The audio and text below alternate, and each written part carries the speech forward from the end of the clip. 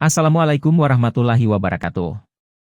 Sahabat Mutiara yang dirahmati Allah, di awal langkah yang utama marilah kita mengucapkan, segala puji bagi Allah Tuhan semesta alam. Kepadanya kami memohon pertolongan dalam urusan dunia dan agama. Dan semoga rahmat serta kesejahteraan dilimpahkan kepada Nabi paling mulia, serta kepada para keluarga dan semua sahabatnya. Dalam kesempatan yang berharga ini, izinkanlah saya untuk memposting ceramah dari Tuan Guru kita. Semoga banyak ilmu yang bermanfaat dalam tausiah beliau.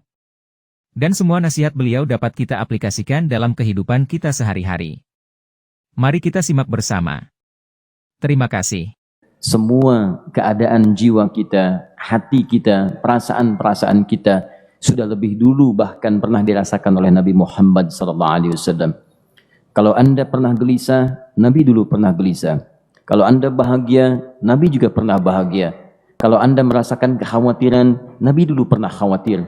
Dan miniatur kehidupan kita sudah dicontohkan dalam perjalanan kehidupan Nabi Muhammad SAW agar kita bisa belajar mengatasi problematika kehidupan. Allahu Akbar, kalau beliau tidak diutus oleh Allah, kita tidak tahu bagaimana cara menyelesaikan pemetaan kehidupan kita hingga dengan saat ini. Bahkan satu ketika, pernah beliau kemudian dalam masa yang telah panjang berdakwah, qadarullah kemudian ada wahyu yang jeda datangnya tidak seperti biasanya. Biasanya datangnya cepat, berganti hari turun wahyu, ganti pekan turun wahyu. Ini beberapa masa wahyu belum turun. Ada hikmah di balik itu. Teman-teman sekalian, tiba-tiba beliau naik ke atas bukit, wahyu belum turun juga. Pulang ke rumah, belum turun juga.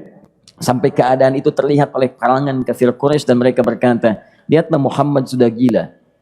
Dituduh gila. Jadi kalau Anda cuma dituduh dengan hal-hal yang ringan, dituduh soleh, kan? Dituduh kemudian orang yang berubah, dituduh semakin beriman dan sebagainya, barangkali itu lebih baik. Nabi dituduh gila, Anda bayangkan. Tuh Muhammad sudah gila. Muhammad sudah ditinggalkan oleh Tuhannya.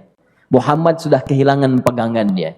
Muhammad sudah tidak punya orientasi. Orangnya sudah nggak jelas, bolak-balik tidak karuan. Naik ke atas bukit seakan-akan orang yang frustasi dan seterusnya. Tapi tahukah Anda apa yang terjadi? Setelah berbagai cacian, makian, tuduhan macam-macam diterima oleh Nabi SAW, lantas tibalah masanya Allah menurunkan satu surah, bahkan disandingkan dengan surah yang lainnya, bersandinglah dua surah ini secara bersamaan turun. Surah ke-93 dan surah ke-94-nya terkait berkelindan memberikan satu harapan yang sangat panjang. Kata Allah, "Wadduha wal laili idza saja." Ma wadda'aka rabbuka wa ma qala walal akhiratu khairul laka minal ula walasawfa yu'tika rabbuka fatarda alam yajidka yatiman fa'awa wa wajadaka dhallan fahada wa wajadaka 'ailan fa'aghna fa ammal yatima fala taqhar wa ammas sa'ila fala tanhar wa amma bi ni'mati rabbika fahaddits. Ya Muhammad, saya bersumpah dengan waktu duha. Kalau kita baca dengan ilmu balaghahnya, itu bukan sekedar sumpah mengilustrasikan waktu duha. Karena di ilmu balaghah itu nanti ada 3 turunan ilmu. Ada disebut ilmu ma'ani, ilmu mencari kata-kata sehingga ungkapannya sesuai untuk disampaikan. Mana kata-kata yang tepat untuk disampaikan dalam konteks yang ingin dibicarakan. Itu ma'ani namanya. Kemudian setelahnya ada ilmu bayan, bagaimana mengemas kosakata yang bagus ini sehingga bisa disampaikan dengan jelas, orang tidak bingung menerimanya, paham maksudnya. Kemudian setelah itu kadang-kadang jelas kalimatnya, tapi kedengarannya tidak indah. Woi, rapatkan, woi, apa belum paham juga? Rapatkan saf. Memang jelas, tapi nggak ngenakin. Maka bagaimana caranya disampaikan dengan jelas, tapi hati kita terasa nyaman, memuji. Rasanya nyaman diserahkan kepada Allah, tapi ada kebahagiaan, disampaikan tidak terasa tergurui, diperintahkan serasanya diberikan jalan untuk mendapatkan kebaikan. Maka yang ketiga disebut dengan ilmu badi' namanya. Ilmu menghiasi kalimat yang disampaikan sehingga terasa dengan nikmat. Turunannya nanti ada majaz namanya. Mengambil sebuah kalimatnya untuk diposisikan pada kalimat yang nyaman disebut dengan kinayah turunannya. Maka teman-teman kata Allah, wadduha. Diterjemahkan demi waktu duha, bukan sekedar waktu duha, karena duha itu ada cahaya yang indah, dirasakannya enak. Antum keluar waktu duha kan enak tuh, berjemur, kata orang Sunda moyan gitu kan, datang, bahkan sampai dianalisis ada vitamin D-nya bisa terasakan. Ya, kemudian setelah itu ada kenikmatan, enak suasananya. Seakan-akan dunia milik sendiri, yang lain numpang.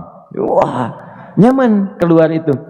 Baik, jadi wadduha itu ingin bersumpah mengilustrasikan waktu kenyamanan yang pernah dilalui. Kalau dalam bahasa tafsir yang luasnya, saya bersumpah Muhammad, demi segala kenikmatan yang pernah engkau rasakan dalam hidupmu, seperti engkau merasakan cahaya duha itu.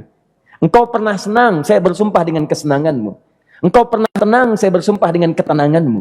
Engkau pernah nyaman, saya bersumpah dengan kenyamanan yang pernah engkau rasakan.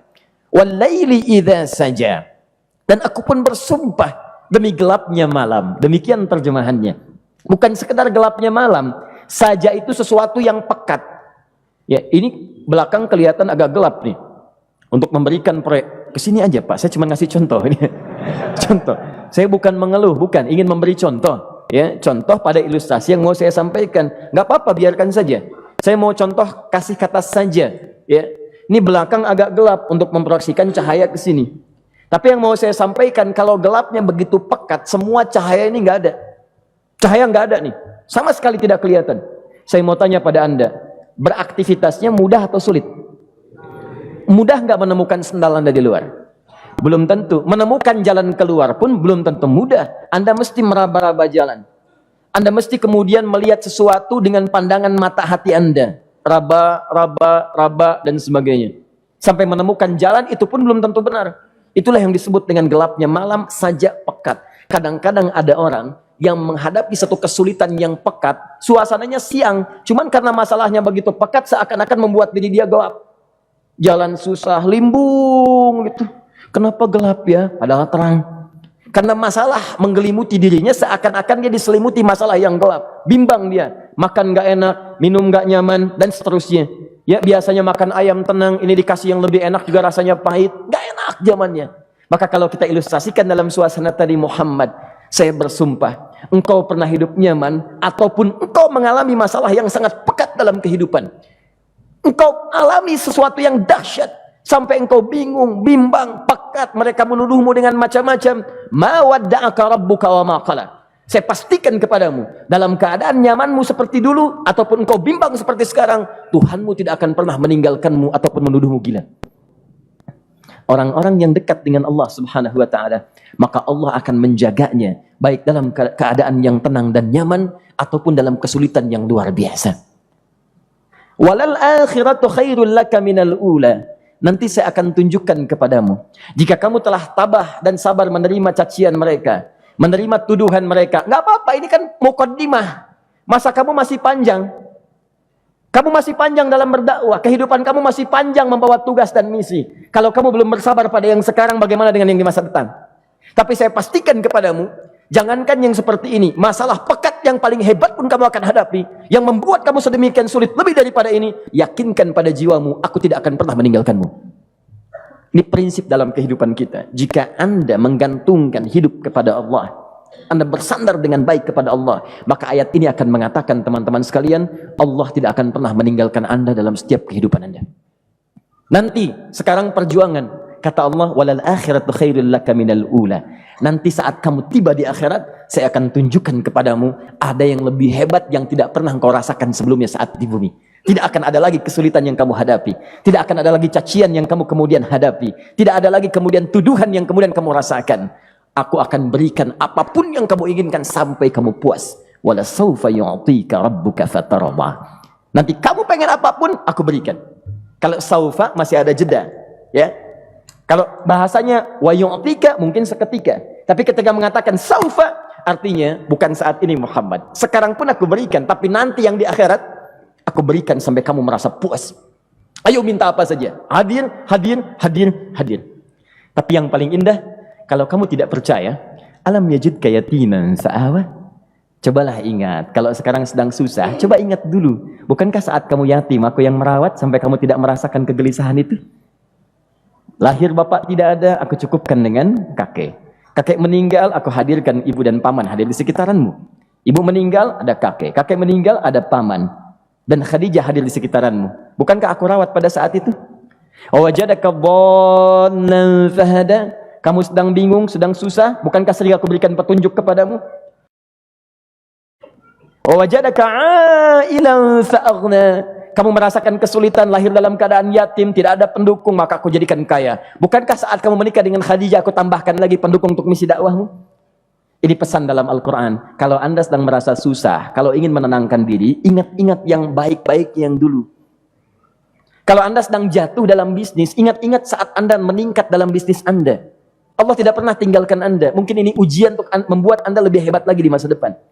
Kalau Anda tidak tahan bantingan yang sekarang, bagaimana Anda bisa mengatasi pelintiran yang akan datang? Karena dalam kehidupan bukan cuma dibanting. Anda mungkin mengalami penyingkiran, penyungkuran, lipatan, guntingan, bantingan, macam-macam. Jadi kalau satu gaya belum bisa Anda atasi, bagaimana Anda bisa berharap mendapatkan turunan yang lainnya? Selalu ingat bahwa jika hidup Anda ingin tampil gaya, Anda harus merasakan tekanan dalam kehidupan. Karena F selalu berbanding lurus dengan P, hukum Pascalnya. Gaya berbanding lurus dengan tekanan. Orang yang ingin tampil gaya dalam kehidupan, maka dia mesti siap menghadapi tantangan-tantangan hidup yang diatasi. Turun ayat. Sampai ujungnya. Jadi kalau kamu sudah begini lagi, jangan pernah kamu bentak orang lain. Jangan pernah merendahkan orang lain. Karena Allah pun menjaga setiap hamba sepanjang ia mendekat kepadamu. Setelah itulah turun kemudian surah Al-Insyirah. Alam nashrah lakas sadra. Antum kenal Nabi Musa? Baik. Tapi agak lumayan lah. Tadi saya di Soreang kenal Fir'aun. Di sini Musa. Baik, alhamdulillah. Perhatikan ya, dahsyatnya pemberian Allah kepada Nabi Muhammad SAW. Nabi Musa alaihi salam, dan sering kali kita bacakan untuk memohon kepada Allah. Rabbi syrahli sadri. Perhatikan baik-baik. Ini keunggulan Nabi Muhammad SAW dibanding Nabi Musa alaihissalam. Dua-duanya Nabi, Rasul, tapi masing-masing punya keistimewaan. Musa, Nabi, berdakwah, memohon kepada Allah kelapangan hati. Rabbi syrahli sadri. Ya Allah, tolong lapangkan hatiku nih. Kenapa mesti lapang? Karena pasti Musa merasakan nih. Saya tahu betul karakter Fir'aun. Belum apa-apa sudah memaki. Kalau orang yang hatinya tidak lapang, tidak akan tahan dengan makian, keluarlah kemudian balasan yang tidak digambarkan sebelumnya. Fir'aun tuh kasar. Kasarnya bukan sekedar kasar, bahkan saking kasarnya bisa berujung pada eksekusi kematian. Saya contohkan tadi di sore yang ini, saya nggak suka dengan rambutnya nih, kata Fir'aun. Bukan nyuruh nyukur mas, tolong pisahkan kepala dari badannya. Gitu gayanya tuh, Fir'aun. Ya, bukan nggak ngenakin, susah dengan Fir'aun itu. Jadi kalau belum apa-apa datang Musa ke situ, hatinya tidak seluas samudra, hatinya tidak lapang, cuman seluas gelas, tidak akan sabar menerima cacian Fir'aun. Begitu datang dicaci, dasar anak gak tahu diri, gak tahu malu, sudah saya rawat begini. Ya Allah, saya bosan dengarnya, matiin aja sekarang. Musa Nabi berdoa dikabulkan. Cuman kalau Fir'aun kemudian ajalnya misal wafat pada saat itu, tidak akan jadi contoh kepada kita untuk kekinian. Bagaimana orang yang bebal untuk bertobat kepada Allah Subhanahu wa Ta'ala. Bagaimana penyimpangan dalam kedudukan. Bagaimana dia kemudian akrab dengan pengusaha yang gelap. Di pengusaha gelap berpartner dengan penguasa zalim. Sudah ada dari dulu. Pengusahanya disebut dengan Qarun. Kemudian mohon maaf, ya, yang pemimpinnya disebut dengan Fir'aun. Tokoh intelektualnya disebut dengan Haman. Makanya cerita ini komplit di Quran. Sudah ada. Di setiap persoalan dalam kehidupan masyarakat disebabkan tiga hal yang berkolaborasi. Kalau bukan penguasa zalim, berpartner dengan pengusaha gelap, ditopang oleh intelektual yang sembrono. Itu persoalan. Jadi kalau ada sekarang intelektual menyalahgunakan kepintarannya, dia terlambat, sudah ada Haman dulu. Dan gak usah bersaing, dia bisa bikin piramida, Anda belum tentu bisa membuatnya. Kalah Anda, masih kalah hebat. Ya, jadi kalau dititipkan sesuatu, jangan disimpangkan. Yang ingin saya sampaikan, Musa mengatakan, Rabbi syrahli sadri. Nabi berangkat berdoa dikabulkan oleh Allah. Nabi Muhammad belum minta turun ayat. Alam nashrah laka sadra. Yang ini minta Rabbi syrahli sadri. Nabi Muhammad alam nashrah laka sadrak. Muhammad mulai dari peristiwa sehingga engkau akan lebih sabar lagi menerima tantangan-tantangan dakwah. Mulai sejak itu jangankan dimaki, dilempar batu di Taif. Dari Mekah pergi ke Taif dengan Zaid kemudian. Sampai di Taif mendapatkan sesuatu yang tidak dibayangkan sebelumnya. Kalau cuma dihentikan saat mengajar, wajar. Ini dilempari batu. Anda bayangkan? Bisa kebayang nggak? Lempari batu tuh. Lempar, dilempar. Zaid jadi tameng, berdarah-darah, kemudian mundur. Mundur, beristirahat di bawah tepian pohon. Begitu beristirahat, datang malaikat penjaga dua gunung. Turun malaikat dengan kesal mengatakan, Ya Rasulullah, mud yadaika ilas sama. Ya Rasulullah, angkat tanganmu ke langit. Minta kepada Allah, aku angkat dua bukit di Taif, aku himpit keduanya mereka. Aku himpit penduduk Taif dengan 2 bukit itu. Apa jawab Nabi? Karena sudah mendapatkan kelapangan, ketenangan, belajar dari peristiwa-peristiwa tadi, indah jawabannya. Lah, katanya, tolong jangan lakukan. Innahum qaumun la ya'lamun. Mereka belum paham saja. Mereka belum mengerti. Tolong jangan lakukan. Aku bermohon kepada Allah. Boleh jadi nanti di masa depan akan ada hamba-hamba terbaik yang lahir dari bumi Taif ini. Kemudian beliau berkata, Rabbi, ina man takilluni, a ila qaribin yu'limuni, am ila ba'idin yu'dhini, fa ana radin ma lam taghdab ilayya. Ya Allah, kemana lagi engkau akan utus aku untuk berdakwah setelah peristiwa ini? Apakah tempatnya lebih dekat aku jangkau sekarang, tapi di situ aku akan disakiti lagi? Ataukah jaraknya masih jauh, tapi di tempat itu aku akan dizalimi lagi? Aku ridha ya Allah dengan itu semua, asalkan engkau tidak marah kepadaku. Asalkan engkau tidak marah kepadaku. La haula wa la quwata illa billahil aliyil azim. Begitu kelapangan itu muncul, ridha dengan ketetapan dan siap, tabah, kuat, hadir dalam jiwanya. Tiba-tiba turun undangan, tunaikan Isra dan Mi'raj. Diangkat statusnya, naik mendekat kepada Allah Subhanahu wa taala. Dihilangkan bebannya, wa wada'na anka wizrak alladhi anqadha dhahrak. Itu hikmah, teman-teman.